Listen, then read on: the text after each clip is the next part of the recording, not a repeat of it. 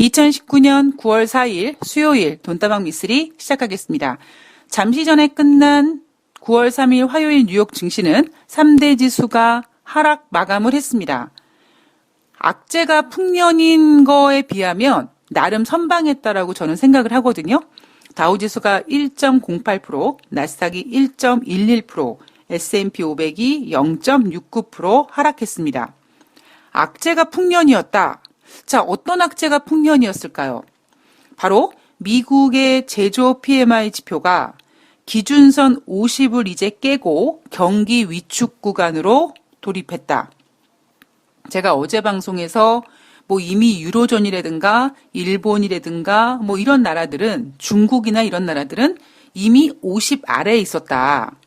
자, 제가 미국의 PMI, 유로존의 PMI, 중국의 PMI를 이렇게 비교해 드리면서 만약에 미국 주식 시장이 하락했을 때 그 하락하는 날 미국의 제조 PMI 지표를 발표했고 미국의 PMI 지표도 전월 대비 부진했지만 미국은 그날 하락한 이유를 우리 미국의 제조 PMI 지표가 전월 대비 부진해서 뉴욕 증시가 하락했습니다. 라는 얘기를 하지 않고 중국의 제조 PMI 지표가 이렇게 부진해서 우리 미국이 하락했다. 이렇게 표현했다. 자, 그렇게 표현할 수밖에 없었던 이유가 뭐냐면 미국이나 유로존이나 중국이나 제조 PMI 지표가 전월 대비 부진한 건 똑같은데 미국은 전월 대비 부진해도 기준선인 50 이상에 있었거든요. 제가 이런 상황을 표현함에 있어서 각반에서 꼴등을 뽑아다가 한 반을 만들어도 1등부터 꼴등까지 순위를 정할 수 있다. 자, 그런데 제가 어제 이런 얘기를 해드렸습니다. 각반에서 꼴등을 뽑아서 한 반을 만들면 1등부터 꼴등까지 순서를 정할 수도 있지만 그래도 사람들은 그 반을 지켜보면서 저 반은 각반에서 공부 못하는 애들이 모여서 만든 반이야. 이거는 피할 수가 없다라는 거죠. 즉 그 얘기는 이제 글로벌 경제는 경기 확장이라든가 아니면 골디락스라든가 성장 지속이라든가 이따위 얘기를 이제 꺼낼 수가 없는 상황이라는 거죠. 미래를 예측할 수 없다라는 거는 어찌 보면은 일기예보나 증시나 마찬가지잖아요. 근데 가끔씩 기상청이 욕먹을 때가 있습니다. 그죠? 비가 안 온다. 그랬는데 갑자기 비가 와서 우산을 준비하지 못한 분들이 좀 당황하거나 아니면 비가 안 온다 그래서 야외 활동을 준비했는데 그 야외 활동을 망쳤거나 혹은 그 반대의 경우거나 그렇게 가끔씩 기상청이 욕먹을 때가 있잖아요. 그런데도 사람들은 아이고 일기예보 그렇게 못 맞출 수 있지 당연하지 이렇게 어느 정도 좀 하려면 제대로 해 이렇게 욕을 하면서도 일기예보의 예측은 그만큼 약간 변수가 있다라는 거를 인정하고 넘어가지 않습니까 사람들은? 근데 제가 생각했을 때 경제도요 참 저는 이해가 안 가는 게 우리는 항상 경제를 전망해야 되고 그죠? 왜냐하면 돈을 벌기 위해서 앞으로 어떻게 될 것인가에 대한 예측을 해야 되고 그 예측에 맞춰서 어떤 그 재산이라든가 투자라든가 이런 것들을 진행시켜야 되지 않습니까?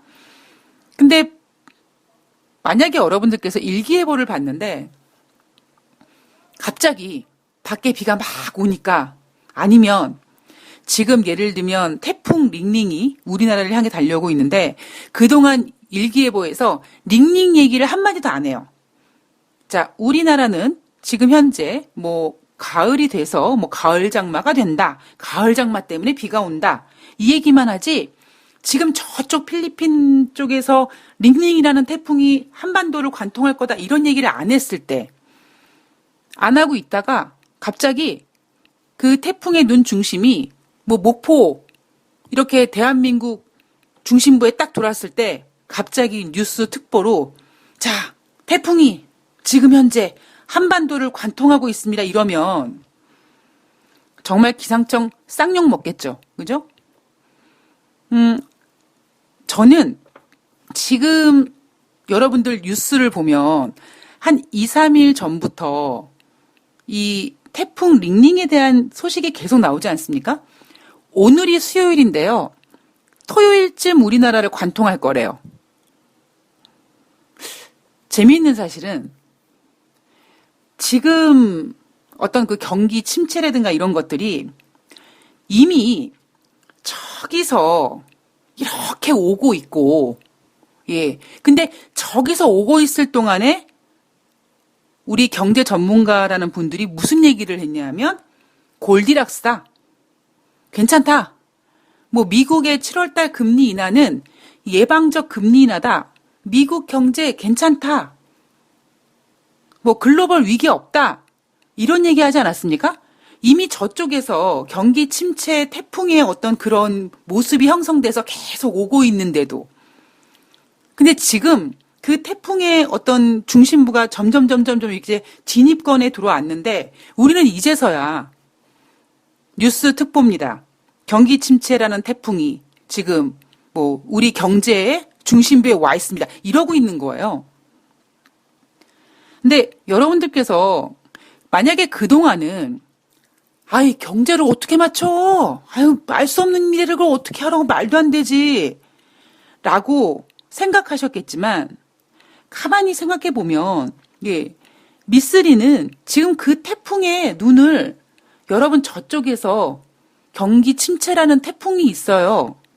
근데 이쪽에서는요 자꾸 괜찮대요. 뭐 예방적 금리 인하라고 얘기하고요. 제롬 파월 연준 의장이 뭐 경기 확장 유지라는 얘기를 하고요. 뭐 골디락스예요. 막 그렇게 허공에 삽질하는 소리들을 막 해요. 막 그러지 않았습니까? 자, 그렇다고 제가 진짜 무슨 점쟁이 빤스를 훔쳐 입어가지고 신의 계시를 받아가지고 경기 침체가 오리라 이건 아니잖아요. 그러니까 이게 저는 요즘에 드는 생각이 일기예보도 우리가 100% 예측할 수는 없지만 그래도 어떤 기상청의 어떤 그 기술력이라든가 그런 전망에 관련된 것들이 많이 이제 발전되고 그래서 저쪽에서 태풍이 만들어지면 아이고 한 일주일 전부터 태풍 조심하십시오라는 우리가 어떤 그 뉴스를 접할 수 있는 것처럼 경제라는 녀석도 우리가 계속 뭐 좋다 이렇게만 보지 말고 정말 냉정하게 경제 지표들을 체크하고 본다면 경기 침체 태풍의 눈도 우리가 미리 볼 수 있고 또 반대로 어떤 위기가 왔을 때 뭐 더 하락할 거다, 더 안 좋을 거다라고 했을 때 저쪽에서 또 어떤 밝은 빛이 떠오르는 그 여명을 알 수 있지 않을까요? 그러니까 저는 지금 진행되고 있는 진행사항이 제가 능력이 막 되게 탁월해서 여러분 뭐 2019년도에 미국이 금리 인하할 거예요. 근데 제가 솔직하게 자백하잖아요. 저는 올해 미국이 금리 인하할 거라는 걸 알았지만 이렇게까지 빨리 할지 몰랐고 이렇게까지 많이 할 정도로 보진 않았거든요. 그래서 사실 그 점이 가장 걱정되는 게 뭐냐면 진짜 제가 인류 역사상 한 번도 겪어보지 못했던 뭐 유동성 이런 얘기를 하지만 진짜 그 유동성의 어떠한 그 무서움이 미쓰리가 생각하고 있는 것보다 좀 클 수도 있겠다라는 걱정을 하고 있는 거죠. 이미 지금 글로벌은 경기 침체가 진행 중입니다. 그런데 뭐라고 얘기합니까? 2년물과 10년물 금리가 역전차가 되면 22개월 뒤에 경기 침체가 온다고 합니다. 그래서 아니에요, 여러분. 경기 침체는 미래형이 아니라 지금 현재 진행형입니다. 제가 계속 이 얘기 해드리고 있고요. 이제는 정말 빼도 박도 못하게 미국 너마저 50이야. 이거는 제조 PMI 지표만 가지고 얘기하는 게 아니라 이미 고용 지표라 이런 것들은요. 벌써 이 경제라는 녀석은, 이 돈이라는 녀석은요. 투자라는 녀석은 제가 늘 말씀드리지만 경제 지표가 전월 대비 변함없다. 그건 변함없는 게 아니라 부진한 거다. 왜냐하면 거기에 돈이 들어가는 거기 때문에 투자라는 것은 결국 그 돈이라는 녀석이 시간이 1초 1초 지날 때마다 거기에 이제 이자든 뭐 비용이든 붙는 거기 때문에 계속 이 경제는 플러스 플러스 플러스 플러스 돼야 되는 거다. 이렇게 얘기해 드리고 있잖아요. 모든 지표들은 이미 꺾인 상태인데도 계속 뭐 확장 유지니 골디락스니 뭐 더 좋을 거라느니 툭하면 3,000포인트 타령하고 앉아있고, 저는 여러분들께서 돈다방 미쓰리를 들으시면서 개인 투자자도 진짜 관심 갖고 경제 지표를 꼼꼼히 챙기고 그러면 기상일기예보에서 태풍이 만들어졌습니다라는 거를 일찍이 아는 것처럼 뭔가 그런 상황을 미리 알 수 있겠구나라는 희망을 좀 얻으셨으면 좋겠어요. 저도 사실 증권사 브로커 있을 때, 그리고 제가 이렇게까지 하지 않았을 때, 알 수 없는 내일을 어떻게 알아? 지금 경기 침체가 언제 올지 어떻게 알아? 이랬듯게 되게 그런 쪽으로, 다 그런 거지라고 했는데, 제가 사실 좀 창피한 얘기지만, 요즘처럼 이렇게, 열심히 살았던 적이 없는 것 같아요. 그러니까 예전에도 열심히 살았던 적이 있었죠. 60만 원짜리 계약직으로 있을 때 진짜 죽기 살기로 열심히 살았습니다만, 그때 열심히 살았던 건 뭐냐면 많은 사람들을 만나서 돈을 끌어모으는 것에 열심을 한 거죠. 계좌 좀 옮겨주세요. 제가 전문가입니다. 저한테 계좌 좀 옮겨주시면 안 돼요? 제가 돈을 벌어드리겠습니다. 어떻게 그렇게 영업적인 면에 최선을 다했던 거고, 사실 저는 요즘에 정말 생활을 심플하게 하고 오로지 지금 돈다방 미쓰리 방송을 진행하기 위해서 아주 세밀하게 분석하고 고민하고 있거든요.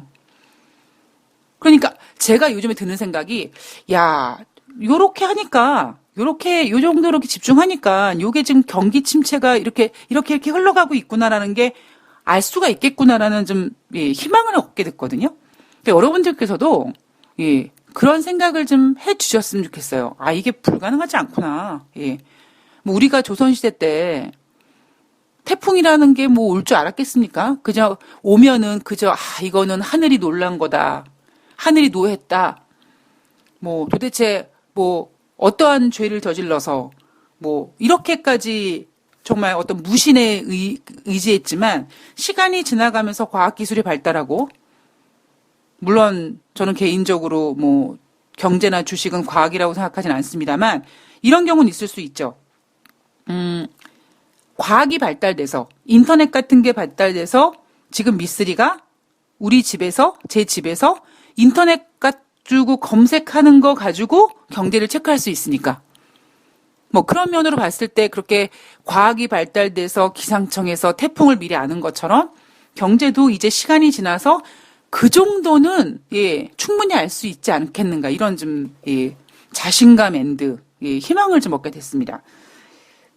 자, 어쨌든 제가 지금 산재에 있는 악재를 얘기하다가 여기까지 이렇게 샛길로 빠졌는데, 두 번째는 미국과 중국의 장기전, 여기에 대한 어떠한 그 걱정, 그리고 세 번째는 영국의 노딜 브렉시트 우려감, 거기에다가 돈다방 미쓰리에서 과연 이 유동성을 가둔 이 댐에 누가 구멍을 낼 것인가, 아르헨티나 디폴트 우려감까지, 그리고 미국 내에서는 지난번에 문제를 일으켰던 보잉 737 기종이 지금 현재 생산이 중단되고 있는데, 그 문제점이 빨리 보완돼서 생산이 재개돼야 되는데 지금 그 생산이 또 지금 미뤄질 것 같다.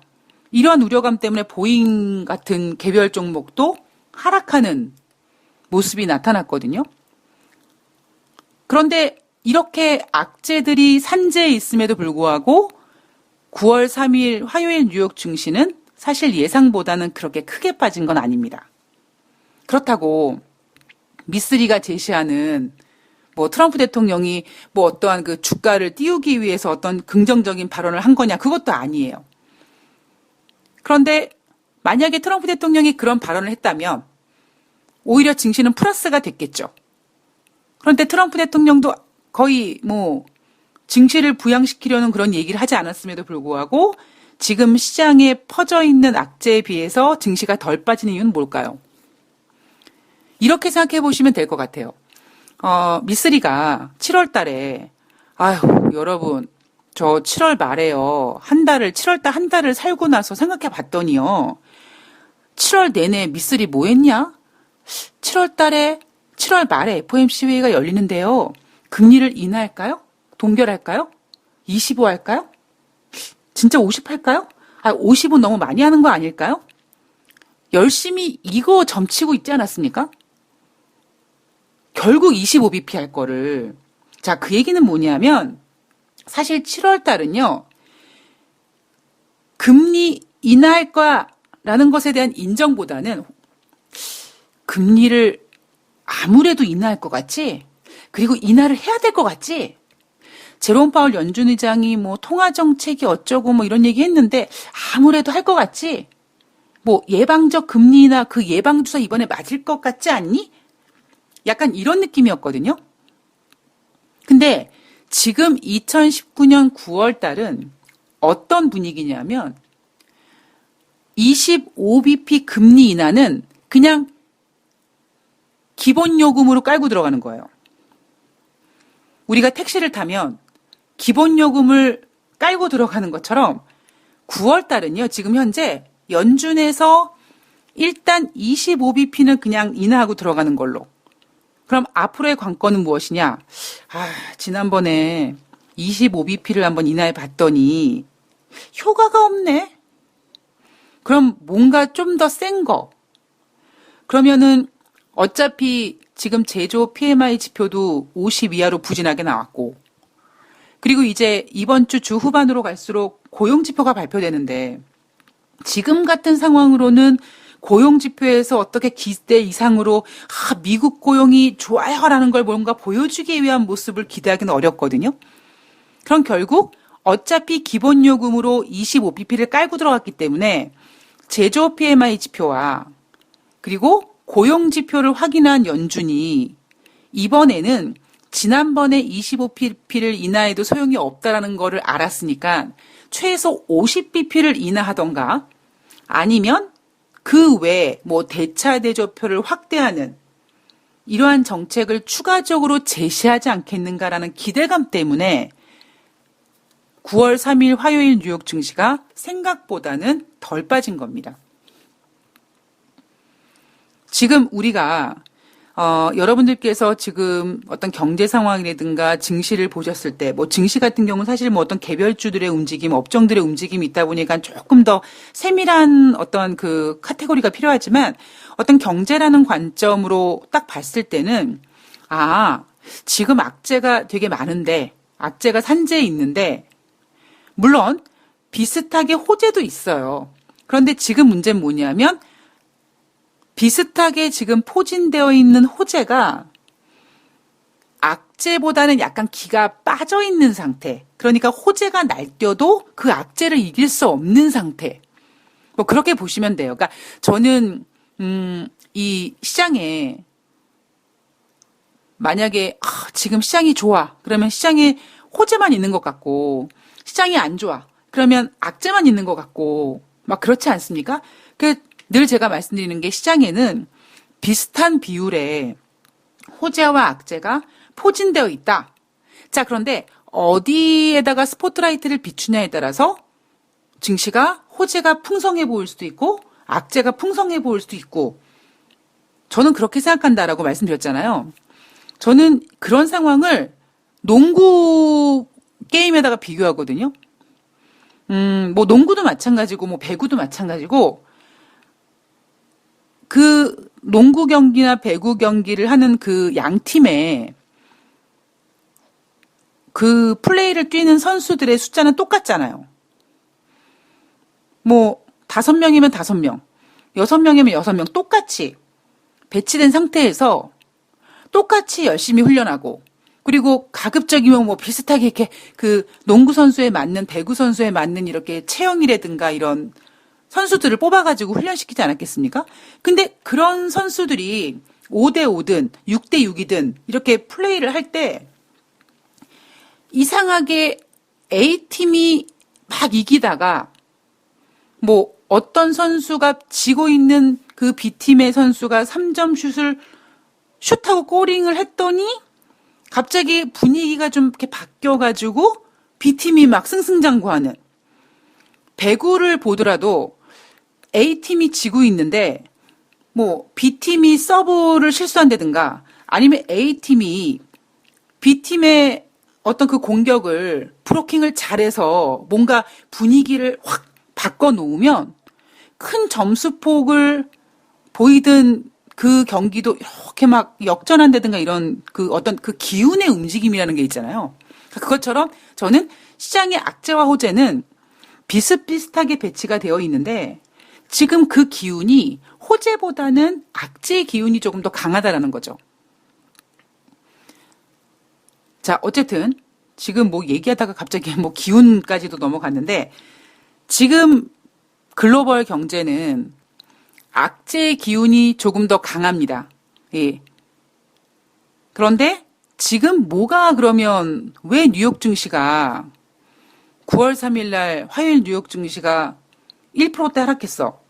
물론 상승한 것도 아니고 아니 악재가 많아서 하락했는데 뭘 거기다가 자꾸 뭘 또 그 하락한 그 하락폭까지 분석을 해라고 하실지 모르겠습니다만 사실 지금 제가 드리는 말씀은 아마 앞으로 9월 달 내내 여러분들이 증시에서 포착해야 돼. 경기라든가 금리 같은 이런 그 경제 상황을 포착하실 때 가장 먼저 머릿속에 염두에 두셔야 될 부분 중에 하나입니다.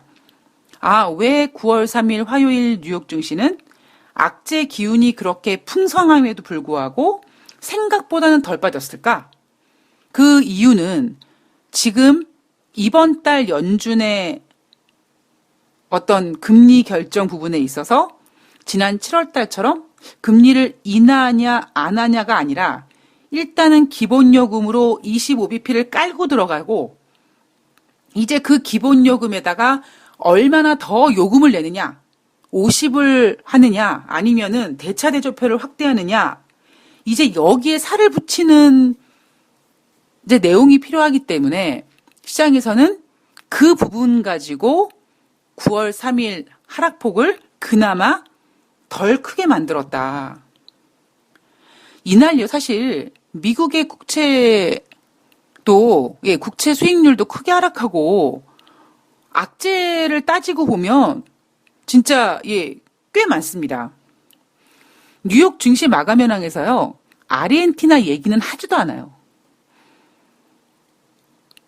그래서 여러분들께서 9월 3일 날 뉴욕 증시 하락은 그냥 뭐 이러한 이유 때문에 하락했어 라는 거를 그렇게 분석하는 걸 조금 넘어서 기본적으로 왜 이만큼밖에 하락하지 않았는지에까지 조금 고민을 한번 해보신다면 앞으로 어떤 움직임에 대해서 조금 이해가 빠르실 수 있습니다. 자, 국제 금값은 전일 대비 온수당 26.50달러, 1.7% 상승해서 1555.90달러로 마감을 했습니다. 2013년 4월 이후에 가장 높은 수준이고요. 영국의 브렉시트 관련된 불안감, 미국과 중국의 무역 갈등 우려감, 그리고 미쓰리는 하나 더, 아르헨티나의 디폴트 우려감까지. 자, 국제 유가는 WTI가 전일 대비 배럴당 1.16달러, 2.1% 하락해서 53.94달러로 마감을 했습니다. 미중 무역 협상 갈등 우려로 글로벌 원유 수요 감소 우려감, 또 미국의 경제 지표 부진, 특히 이 PMI 지표가 50 이하가 나왔는데 미국 기업들의 수출 주문이 크게 감소했다고 합니다. 이 글로벌 교역량이 줄어들었구나. 경기 침체 이유든 미국과 중국의 무역 분쟁 우려감이든 이렇게 원유가 이제 수요가 늘지 않는구나, 줄어드는구나. 그리고 단발적인 호재가 하나 있긴 했었습니다. 허리케인 도리안인데 이 허리케인 도리안도 예상과는 달리 원유 시설을 살짝 피했다. 그래서 국제 유가가 53.94달러까지 떨어졌습니다. 자, 국제 유가는요, 지금 우리는 국제 유가 시장에서 수요가 증가될 거라는 기대감은 이제는 좀 내려놔야겠죠. 그죠? 예. 수요가 증가될 수 있는 기대감이 별로 없습니다. 이미 글로벌은 경기 침체에 돌입을 했고요. 그리고 미쓰리는 지금 각국이 부양책을 쓴다고 해도 밑빠진 독에 물 붓기라고 보고 있기 때문에 지금 경기 부양책이 국제 유가의 수요를 증가시킬 거라고 보진 않습니다. 그러면 결국 뭘 조절해야 되냐면 생산량을 조절해야 되거든요. 그럼 생산량을 조절할 수 있는 방법이 뭐냐면 뭐 이런 허리케인 도리안 같은 것들이 나타나서 생산을 하지 못하게끔 그게 일시적이든 아니든 그래서 생산 차질 우려감을 우리는 기대해야 되거든요. 그리고 중동 지역의 어떤 긴장감도 마찬가지고요. 그리고 또 하나가 뭐냐면 수요가 늘지 않겠구나. 아니면 지금보다 더 감소될 수 있겠구나라는 거를 계산하는 사람들 누구겠습니까? 바로 오펙 회원국들. 얘네들이 이제 수요가 줄어들 것 같으니까 우리가 감산을 좀 더 해야 될 것 같지 않을까? 이런 거 고려하고 있겠죠. 이날 WTI가 53.94달러인데 제 생각으로는 한 90달러, 그러니까 50달러까지 정도 밀리면 당장 오펙에서 감산, 연장, 어떤 기대감. 감산 연장이라는 건 그냥 단순히 내년 3월까지 하루에 120만 배럴 감산하는 거를 뭐 내년 말까지 하겠다. 이런 기간을 넘어서서 하루에 120만 배럴 말고 뭐 200만 배럴이라든가 이렇게 감산 양과 감산 기간을 조금 더 크게 하려고 하는 그런 의지가 나올 가능성이 높습니다. 참고로 다음 주 중반에 오펙에서 월간 석유 시장 보고서가 발표가 되거든요. 그럼 지난번에 오펙 회원국들의 어떤 감산 이행률이 7월 달에 159%를 차지했다. 그래서 오펙 회원국들이 잘 감산을 이행하고 있다. 근데 살짝 걱정됐던 게 뭐냐면 이거 저놈의 러시아가 생산량을 좀 늘렸다고 하네. 혹시 러시아가 생산량을 늘려서 8월 달 감산 이행률이 떨어지지 않을까? 뭐 이런 걱정들도 있었습니다. 그래서 다음 주 주중에 이제 오펙 회원국들의 월간 원유 시장 보고서를 보면 그리고 WTI가 53.94달러로 마감을 했는데 50달러 근처까지 내려오면 오펙 회원국들은 다시 이제 단톡방을 만들어서 글로벌 경기 침체 얘네들 심각하다. 우리 빨리 뭔가 액션을 취해야겠다. 뭐 이렇게 움직일 가능성을 우리는 계산하고 넘어가야겠죠. 자, 경제 지표는요. ISM 공급관리자협회에서 발표한 미국의 8월달 제조 PMI 지표가 7월 달에는 51.2였는데 8월 달에는 49.1로 드디어 기준선 50을 깹니다. 자, 예상치는요. 51.1이었는데 예상치보다 부진했고 기준선 50 아래로 내려온 거는 2016년 9월 달에 49.4를 기록한 이후에 3년 만에 최저치라고 합니다. 자, 7월 달 건설 지표 전월 대비 0.1% 증가. 전문가 예상은 0.3% 증가될 거라 그랬는데 전문가 예상보다 덜 증가했습니다. 그럼 결국 이 지표도 뭐예요? 부진했다는 겁니다. 거기에다가 공급관리자 협회뿐만 아니라 IHS 마킷에서 발표하는 8월 달 PMI 지표도 7월 달은 50.4였는데 8월 달에 50.3으로 하락했습니다. IHS 마킷에서 발표하는 PMI 지표 같은 경우에는 2009년 이후에 지금 최저치라고 합니다. 자, 여기에다가 현지 시간 9월 4일 미국의 경기 동향을 알 수 있는 베이지북이 발표됩니다. 거기에다가 민간 고용 지표, ADP, 취업 지표 발표되고요. 9월 6일 금요일 날은 노동부에서 발표하는 고용 지표가 발표가 됩니다. 그러면 제가 이번 주에 굉장히 중요한 지표들이 많이 나온다고 했잖아요.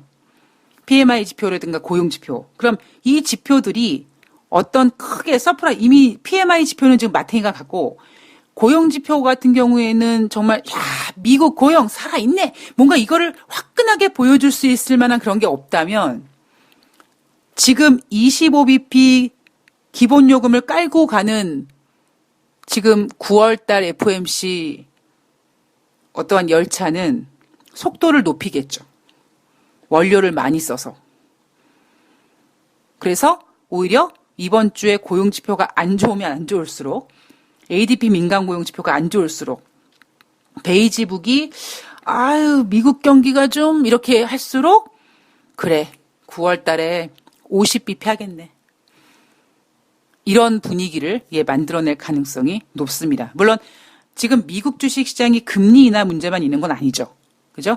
미국과 중국의 무역 분쟁 이런 것도 있고 하니까 여러 가지 생각해야 될 변수가 많지만 일단 금리와 관련된 경제 지표와 이 금리 결정과 관련돼서는 그런 어떠한 카테고리를 잡고 스토리 라인을 써가시면 도움이 되실 것 같습니다. 자, 2부에서 영국의 브렉시트 문제, 지금 노딜 브렉시트 방지안 표결 이 문제 지금 속보로 계속 나오고 있거든요. 요거 한번 점검해 드릴 거고요. 그리고 아르헨티나 문제, 그리고 미국과 중국의 무역 분쟁까지 글로벌 이슈 체크 하나씩 짚어보도록 하겠습니다.